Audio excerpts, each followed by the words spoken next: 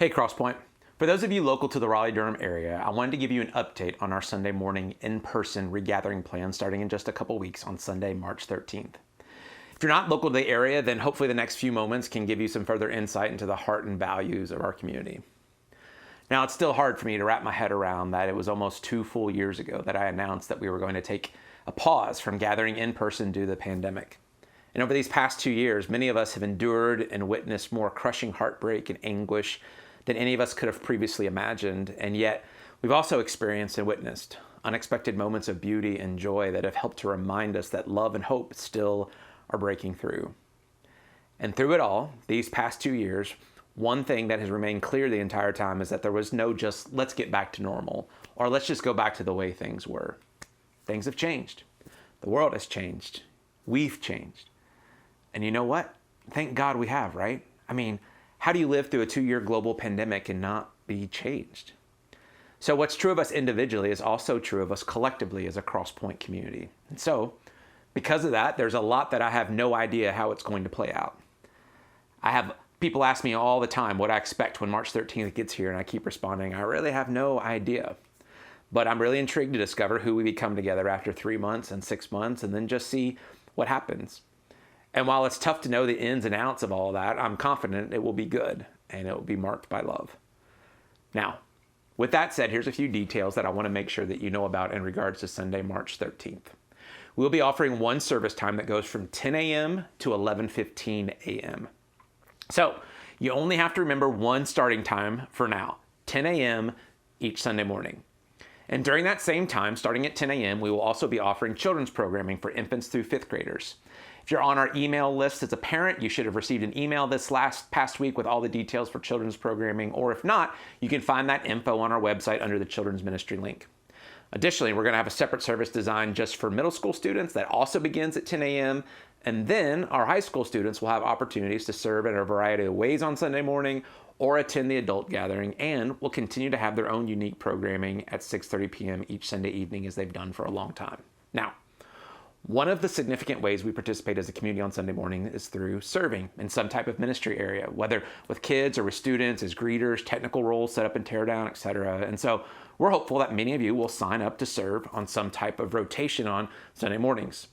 And if you're interested in what that could potentially look like for you, simply email volunteer@crosspointe.org, and we'll find a way to get you connected in a way that works and sounds good for you.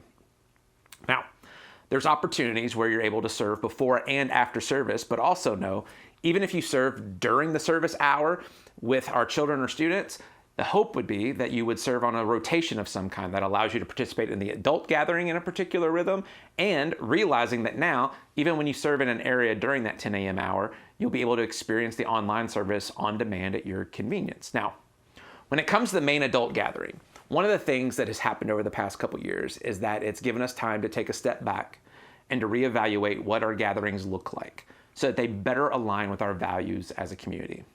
So for instance, in the past, we've had a big stage with big screens, video projectors, theatrical lighting, all that. And the reality is those things have served us really well for the past 20 years. But as we reflected on what moving forward looked like for our particular church community, it just felt like that those things started to create some conflict with things that we valued more. For instance, one of the things we've learned during the past 2 years is that we can deliver music and teachings online across the globe that can be viewed on demand whenever it's most convenient for someone to engage with that content. And frankly, that's just the world we live in now when it comes to content. I mean, when I was a kid and I wanted to watch a TV show like Different Strokes, we had to make sure that we were in front of the TV at 8 p.m. on a Friday night, but hardly anyone watches TV like that anymore. It's about how you can watch it on demand when it's most convenient for you and your schedule. And again, we've learned we can do that with teachings and music. So if we're gonna gather in person together and make that an important time together, it needs to be for more than just trying to get people into a room where we're all facing a big stage and listening to music and a teaching. Now, certainly that can be a part of it, and it will be, but it also needs to be more than that. Therefore, we're creating a much smaller stage where we can have the flexibility to occasionally mix up the way we set up the chairs in the room. We're still going to have a live teaching and music, but we're also going to be creating some intentional space where at times you can be quiet and reflect if you choose to, or have space for a conversation, or where we can serve together in some way, or ask questions after a teaching, or discover more about how to get involved with different justice and equality initiatives in our area. Basically, we're not moving to an hour and 15-minute service just so we can preach longer. In fact, it's just the opposite of that. We want to be more creative and intentional with the time that we have together each week. Now, rest assured, if that makes some of you a bit unsettled, I want to make sure that you know we're going to make it a safe space for whether you're an introvert or extrovert, for those who engage and learn in all sorts of different ways, different personalities. But we're intentionally also trying to make it a space where it's not easy to stay completely anonymous month after month after month. We want to be a community together. And if someone wants to remain anonymous, recognizing that for a season, that may even be best for some people. People will now have a great option online and on demand every week where that's available to them wherever they are in the world. Furthermore, another thing you may notice is that we're not planning on utilizing the big screens and projectors on a weekly basis. Because here's the deal. 2 years ago, our projectors were on their last leg, and we had known for a while that we were going to have to replace them in the very near future along with getting new screens, and the price tag for that was going to be north of $150,000. But after 2 years of a pandemic and together as a church paying literally hundreds and hundreds of people's bills who found themselves in crisis, whether if they'd been medical bills or rent to keep them from being evicted or to keep food on people's tables, we just didn't think it honored our greatest values as a community anymore to spend that amount of money on something when we could figure out how to accomplish something similar for far less. So instead of spending $150,000 on that, we bought a few large TVs for about 5% of that cost, and we're going to use those to display whatever content that we need. Now, a couple other notes about our in-person gathering. First, let's talk about masks for a minute. I don't know about you, but this has become an exhausting conversation. There's so many different opinions, so much nuance, so much data, and all those things change constantly. And here's the deal. To no one's surprise, I'm not a medical expert. And whatever we decide, I've resolved that a good portion of people are just going to roll their eyes and disagree with whatever we do. It's just unavoidable. And from the beginning of this pandemic, I mentioned that we would listen to the best science that was available, listen to local, state, and federal authorities, and consult with medical experts within our own church community, take all that information in, and try to discern as best we can as leaders what's best for our particular community at Crosspointe. So here's where we're going to start off with masks come March 13th. Very well knowing any of this could change and pivot in any short amount of time. Heck, I mean, our thought process has changed in the last week alone already. But here's where we're going to start.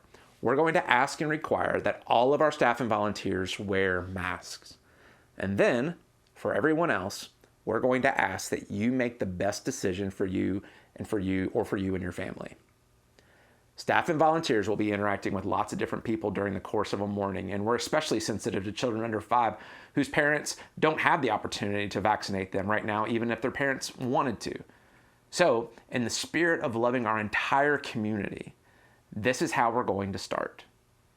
So again, we're asking all staff and volunteers to wear masks, and everyone else, make the best decision for you and your family. And here's the thing. There's going to be people that will make different decisions in the best interest of their family, and that's okay. The labeling and contempt in our culture has just gotten out of control, and we need to model something different. Someone isn't naively living in fear if they choose to keep wearing a mask, and someone isn't unconcerned about their neighbor if they've taken wise precautions up to this point and feel like a mask is optional in this environment. And hopefully this goes without saying, because I really do trust the heart of all of you in this community, but I'll say it anyway. Obviously, if you have symptoms or have been exposed to COVID, or you feel like that the risk is too high for you personally, just be overly cautious, stay home, and participate that week online. Again, how we best love one another is the highest value. And so let's just keep that in mind and keep striving to love well. Another note about the service is we won't be passing an offering plate or a bag during the service for the foreseeable future. Again, people are understandably hesitant about passing anything around these days that a bunch of people have to touch. And so we're just going to eliminate that in the best interest of people. However, our collective efforts to fund all that we do together as a community is obviously still a major priority. So there'll be a secured box in the back of the auditorium that you can place any financial contributions in on a given Sunday morning. But what is most helpful for those of you who want to partner in funding what we do together, what's most helpful is to set up a recurring contribution online. So all you have to do is go to crosspoint.org/give contribute. Now, I know I say this on a regular basis, or other people, or we play a video that points to this, but I really do want to tease this out for you, because this is what my own family has done for years, because we feel like it's not only easiest for us, but frankly, it's what best helps the church, where you can set up contributions at whatever interval you want. My family does weekly, others do every other week, others do monthly or quarterly. Again, it's however you want to do it. And so again, you only have to do this one time. You decide how much you'd like to contribute at whatever interval you decide, and then it just automatically happens. Whether you have it drafted from your bank or from stock accounts, or you put it on a credit card for points that you pay off every month, it's really whatever works for you. And it's super simple to change the amount anytime if you want or need to. Then you don't have to try to remember to log in every week and to say, oh, I forgot to contribute this week or this month. Or if you go on vacation or have a schedule conflict, or your kids have a sports tournament, or you just choose to watch online, your financial contribution still happens. And that allows our financial leaders here at Crosspointe to plan much more effectively how we can love and serve those in need on any given week, and what money will be available coming up to be able to help people in need, rather than just trying to guess from week to week. So we're trusting that if we eliminate passing an offering bag each week, which again seems in the best health interest of everyone right now, that those who believe in this community, who believe in our collective voice and what we do together to love and to serve, and who want to fund it, then we'll strategically lean in and we'll make that happen together. So again, if that's you, I'd encourage you to go to crosspointe.org/contribute. If you have any questions, you need some sort of assistance with that, simply contact finance@crosspointe.org, and we will help you with whatever steps that you need. Lastly, just to be clear, we'll still be creating a separate online service each week. The teaching that is released online will be the same teaching that will be delivered live on that Sunday morning here in Cary. However, as we've said before, we're not sticking a camera in the back of the room where you're watching an experience that other people are having. Rather, it's going to be similar to what it is now, where we've designed it for people watching online in whatever on-demand way makes sense for you. And furthermore, we're going to continue to be finding more and more ways for our online community to connect with one another. All right. No, that's a lot, but that's enough for now. I'll definitely keep you in the loop, but just know, Crosspointe, I'm excited to step into this next chapter with you and discover what we can learn and the kind of impact we can make together. You're loved.